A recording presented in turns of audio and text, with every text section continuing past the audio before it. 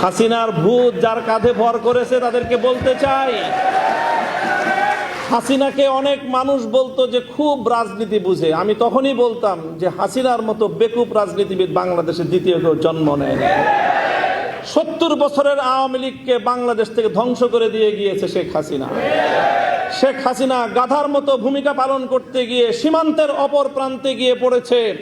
তোমরা শ্রীগালের মতো যদি সেই শেখ হাসিনার পথ অবলম্বন করার চেষ্টা করো, সেখান থেকে শিক্ষা গ্রহণ করো, তোমার পরিণাম ভিন্ন কিছু হবে না। ক্ষমতার মসনদে বসলে জনগণকে খুব ক্ষুদ্র মনে হয় না? ক্ষমতার মসনদে বসে শুনেছিলাম ইঁদুর নাকি নিজেকে সিংহের মতো ভাবে। আজকে বিএনপির অবস্থা দেখে মনে হচ্ছে তারা ক্ষমতার মসনদে বসার পর জনগণকে তারা ইঁদুর আর নিজেদেরকে সিংহের মতো ভাবছে।